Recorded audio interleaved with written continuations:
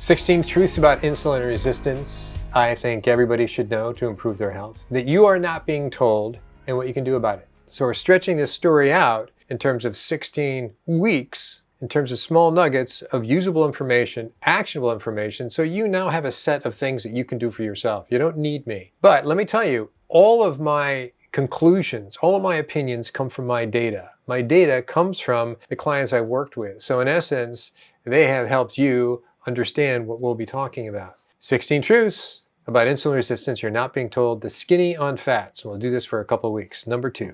Okay, some context about that you'll need to know about insulin resistance. How we measure insulin resistance. HOMA-IR, that's what it stands for, homeostasis model assessment of insulin resistance. I'm going to give you a little history around it so you appreciate this concept. This isn't just a gimmick. It's been around for not a long time, since the 90s. You'll see in a second. Sorry to interrupt. But I need to tell you something you probably are completely unaware of. Long before I started doing videos, I was doing podcasts. And there's 2 places you can get these podcasts. One is on our YouTube station, which is cycling through all the podcasts I've done and do. And the other is on Buzzsprout. If you're more of a podcast audio listener as opposed to a visual, then you might want to listen to those. Those topics are a little more academic, if you will, and go much deeper because I don't have to do drawings and slides and so on and so forth. I can talk pretty much extemporaneously on various research or topics or people's concerns. So we go into protein-sparing modified fast. We go into the early days of people starting a ketogenic diet. So all those sorts of things are covered there on the podcast. Consider it. The links are below. So HOMA-IR, but we're using anything over 1.4 is insulin resistant. And you go, what's that number? Well, glad you asked. Here we go.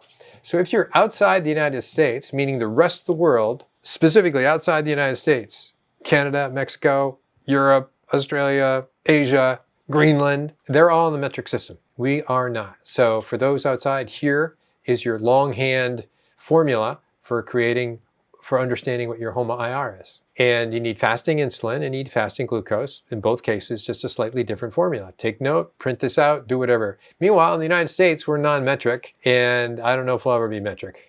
Carter tried it in the 70s, and I guess we just weren't smart enough to do it.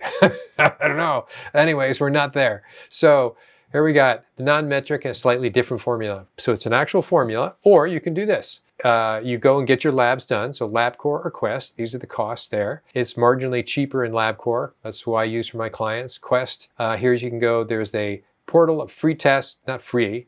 You pay for it for yourself. You don't need a doctor's permission to go do this. Okay, so there you go. 2 costs, go do it. That's what you need. Well, after you got those fasting insulin and fasting glucose numbers, you simply go to this website, which is free. Here's the link, and you plug them in. So if you're metric or you just toggle these for the so Americans use that, those in the United States, and everybody else uses the metric. So it's for everybody. So you really need to know this number. I would do it annually on yourself.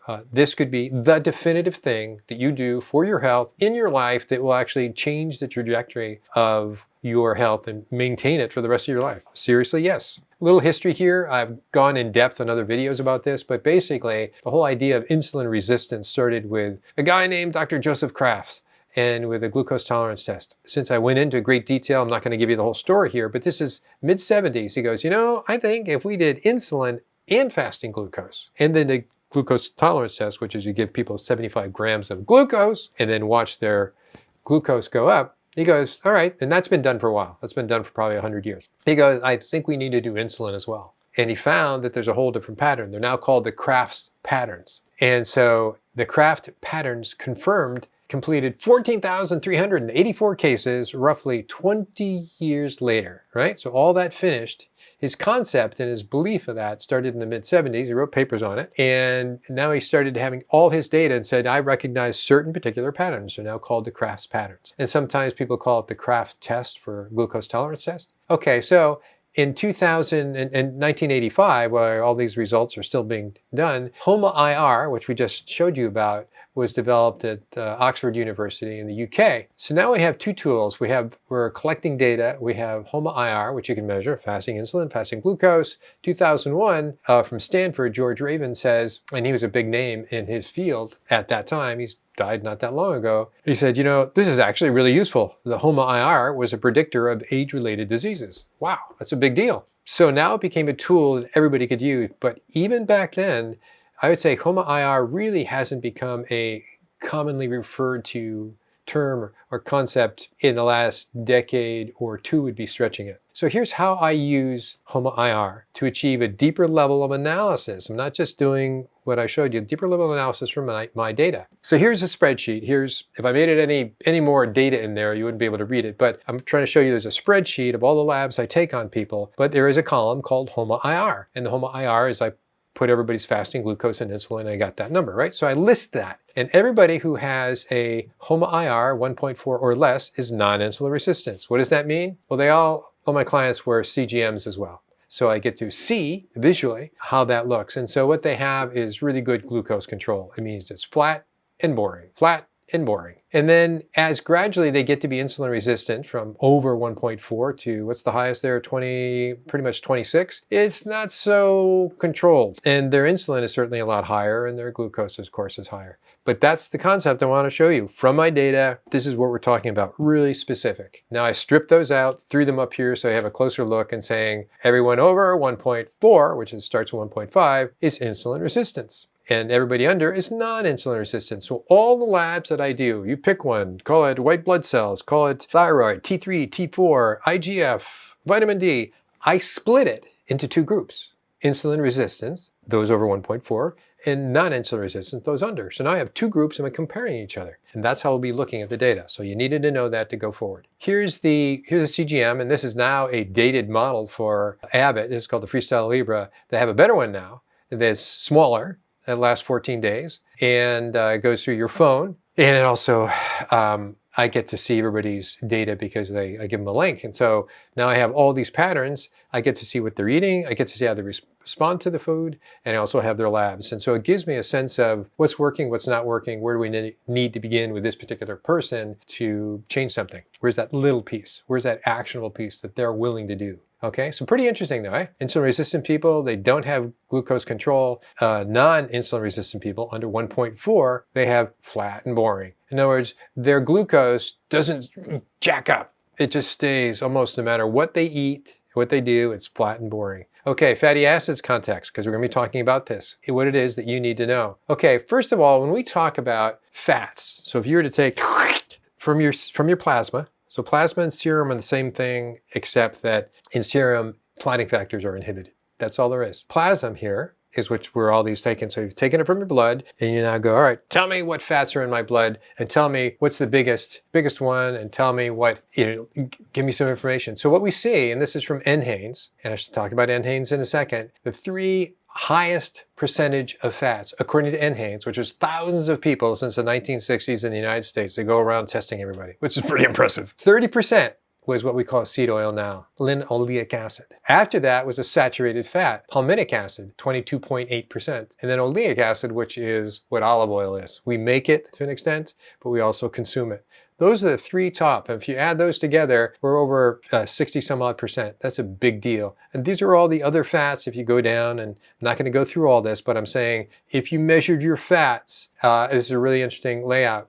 So they break down into an omega-6 family. It's not just one fat. So that's one of the things people get wrong. Omega-6 and linoleic acid. Linoleic acid is an omega-6, but there's more omega-6 fats, like arachidonic acid. But it's a family of fats we're comparing to. And omega-3 down here is another family of fats. We're going to be talking about these two families specifically today. Then we have saturated fats. So the highest, look at this, 22.8%. So these numbers right here actually come from a company called Omega Quant, and I'll put a link to them, and I'm going to talk about them in a second. I'm promoting them, but I have no financial connection, and they don't know me from Adam. But I think it's a great company, and you get it's the best bang for your buck. I should have used them 10 years ago. I'm going to start using them now because of all the work that they do. Anyway, these are their numbers, and it's really interesting how they break them down. So of the omega-6, linoleic acid is 22%. So it's interesting, linoleic acid is 22%, and NHANES said it was 30%. So there's a difference there. Not every population is the same. There's their arachidonic acid, there's their omega-9, which is your monounsaturated. Think of olive oil, right? And then there's omega-3. These two are the ones we'll be talking about in greater detail. But think of it as families. That's what I want you to do. First concept, it's a family. All right. Sorry for the interruption.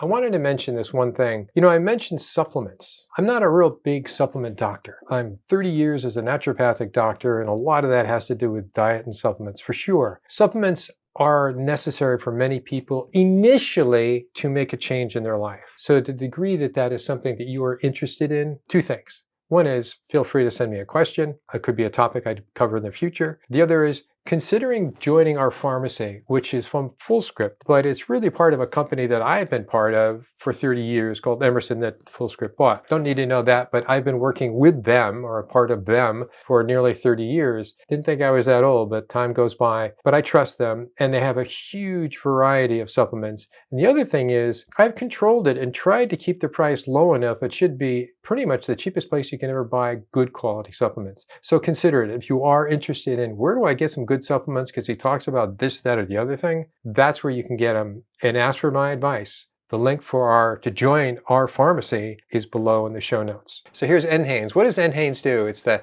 National Health and Nutrition Examination Survey, and they drive around the country with these basically mobile clinics, and they lock down, they set up, and I don't know if they see 1,000 people per location, but it's an ongoing. Let's do blood and clinical exams and get a sense of what the population is. That's pretty cool, huh? So the survey combines information from interviews and physical exams. NHANES is run by the National Center for Health Sciences. We've heard a lot about them. Part of the CDC. So regardless of the bad things you've heard about the CDC, this is a very good thing. This data is amazing. People buy this data from around the world to do studies on it. You know, and they'll bracket it. NHANES from 2000 to 2010, and they'll look at whatever they want to look at. So it's very cool. Information from NHANES is made available through a series of publications and articles in scientific and technical journals for data users and researchers throughout the world. NHANES survey data are available on the internet. And there's the link. Go to it, but it's a big deal. Okay, so who is OmegaQuant? You think this is an ad that I'm doing for them? I'm not. I'm saying this is where I've stolen some information. I haven't really stolen. It was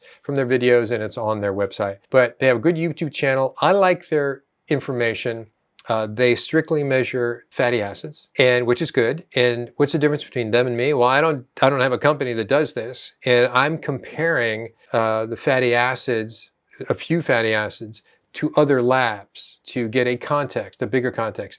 They have no bigger context. Their context is strictly about fats in the blood, fatty acids in the blood, which is good. I'm glad they're doing it. So it's not a bad thing. I'm just saying we're different here, and I'm going to line up my numbers of fats with theirs to make sure we have some sort of parity so I can make some relevant comparisons. So there you go. That's Bill Harris. I think it's very cool what they do.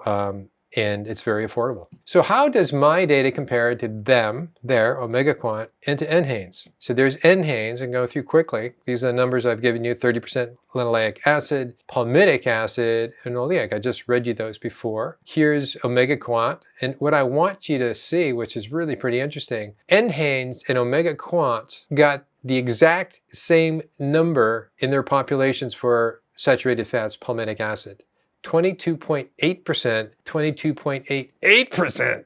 I mean, that is like shooting an arrow into a bullseye and having a second arrow slice the first arrow. That's how exact this is. That's amazing, which makes me think saturated fats is tightly regulated. I'll be exploring that in future panels that I do with clients. So anyway, here's my data, and my data is only about linoleic acid, arachidonic, DHA, and EPA. So where do they come? How do they compare? Well, arachidonic acid for NHANES was 8. I'm 11. That's a lot bigger. OmegaQuant was 10. Just notice we're ballpark, right? And DHA, 1.7, 2.6, 3. So we're pretty consistent. And then down for EPA, 1.1, or actually 0.6, very little in NHANES, which is, think of NHANES as the typical American. You know, they're eating the SAD diet, standard American diet kind of thing. What I want to say, notice the palmitic acid is exactly the same. That's incredible. It's such a lock. It's almost impossible. Comparing the numbers, do my numbers fit? I would say yes. So that gives a relevance to going forward now. Okay, so omega-6-3 is really what I want to throw at you. We hear so much about, hey, get your omega-6-3s, and I've done a number of podcasts with Dr. Artemis Anopoulos, who's an elderly woman now who does phenomenal research from the 70s, 80s, and 90s, back with Ansel Keys. And she had the most downloaded article of 2016. So that's impressive. Impressive for anybody, period. I won't even qualify it. Okay, so omega-6, that family, right? It's a family of fats. And omega-3, it's a family of fats. But what I want to show you is that, notice this, in NHANES, they have 30+% of linoleic acid, but they have very little arachidonic acid. Very high, very little. Notice that. We'll be talking about it. Omega-Quant has a lot less linoleic acid and, by comparison, a lot more arachidonic acid. Me, I have kind of middling. I'm between these two, and it kind of fits. So there's a ratio called linoleic acid to arachidonic acid. I put this in the bottom. Call that 4 to 2.3. I'm just rounding it up. And when you start doing these ratios, you get an insight. There's another story to be told. So it's not just omega-6, omega-3, linoleic acid to arachidonic acid, and they have other ratios they use now in other studies that compares, for instance, arachidonic versus EPA. I'm not going to go there, but I'm just saying when you start looking at the specifics, it gets much more interesting. So what does this really mean? These two families, the omega-6 and 3. Okay, omega-6, 3 ratio. Back to my data. This is the panel that I get from LabCorp that comes from the Cleveland Heart Institute, and I'll show you in a second. So there's the omega-3, there's all those different fatty acids, but here's my omega-6, 3 ratio, and this is what we're looking at. So the range of my data is from a low of 4.5 to a high of 18. So that's a big range. And remember, the ideal ratio is always talked about, especially when we're talking to, it's referred to in Paleolithic times, that supposedly we had a 1-to-1 ratio. So if we had a 1-to-1 ratio, and that's where we evolved for hundreds of thousands of years, the idea is we should be back to a 1-to-1 ratio to be healthy. I'll let you answer that. I don't have a firm opinion.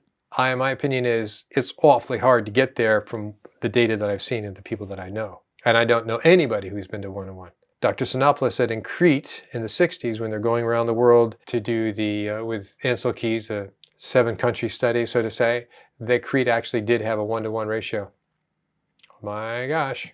So this is a reference, circulating concentrations of essential fatty acids, linoleic and ALA, alpha linolenic acid. And this is showing that endane, see how they bracket it in 2003 to 4 to 2011-12, they're taking that data and they're comparing it to each other. What did they come up with in this particular study? And this was done in the US in 2023, so it's a very recent study looking back at those two chunks of data. And so what they say is linoleic acid, the omega-6, right? Linoleic acid was inversely associated with, meaning when it was high, these other things were low.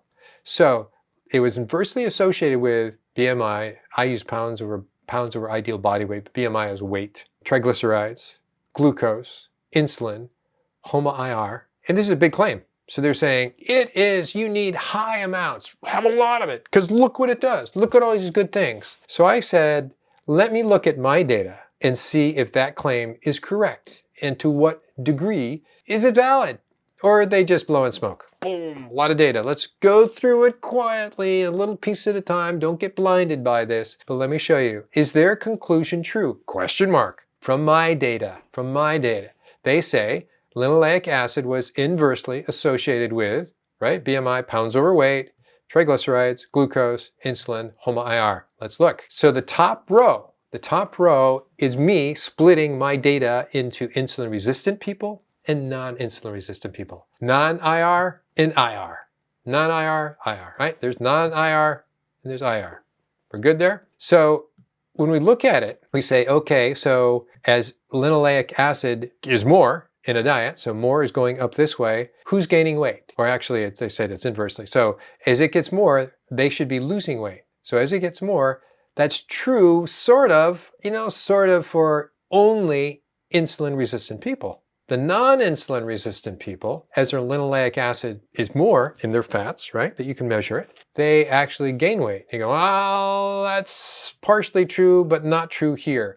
You know, I need to tell you something you probably never knew before. And that is, my wife has a channel, a whole separate channel, has nothing to do with me. We actually started together on YouTube. But she's all about cooking. And her focus is on low carb, which is now what they call it. Back then, when you started, it was ketogenic. So now it's Judy's Kitchen. And let me tell you, I have to do all the filming of this. I hope you watch her videos to make my time worthwhile. It's just amazing what she comes up with. This is how we live. I don't do the sweets that we cover. This is our lifestyle. So it's not from something we're just making up. It's something from our daily existence. Consider watching her channel as well. The link is below. Now, if we didn't break it down into IR and non-IR, we'd say, well, it's a slight decrease. So I'd have to say, yeah, it's sort of true, but not really. And actually, if you want to break out non-insulin resistant people, it's not true.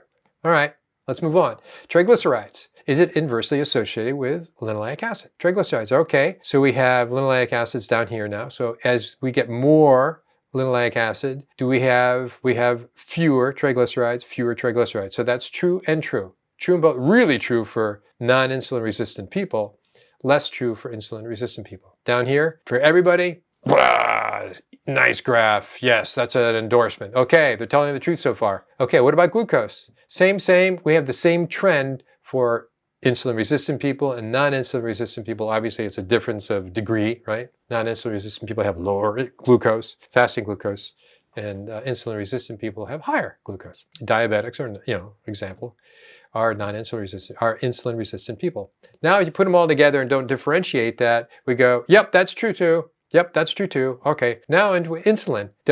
When we increase linoleic acid, does insulin decrease? Let's see. When we increase linoleic acid, going up this way, does the insulin decrease? Sure enough, it does. If we get higher here, especially for non-insulin resistant, the green, non-insulin resistant people, as we increase their linoleic acid, their insulin decreases, meaning it goes back this way, right? As you get higher here, it goes back this way. You also could say it's hardly even measurable for insulin resistant people. So true here, but almost not true. But when you put them all together, we go, yeah, sure enough, linoleic acid increases and the insulin decreases. We'll let them have it. Now, with HOMA-IR, insulin resistance, what do we see? Well, for non-IR people, it's dramatic, right? A little increase, their insulin resistance decreases. But for non-insulin resistant people, it brings up a little bit, and it does decrease. So true here too. We look at the big graph, okay. Not as dramatic, but it's okay. So no lying here, no misrepresentation. What they stated in a study was true, but some pretty close to not a big deal. So next video, we're going to break this down between omega-6 and 3. What's the relevance? Should we use this reference anymore? Should you check into it for yourself after you've done this test? Okay? So if this is something that you're interested in, that is a topic that I obviously go deeper in terms of labs, in terms of how to do it, in terms of why you would want to do it, various topics, as you've seen that I've done in the past, then please let me know below in a comment. Till then.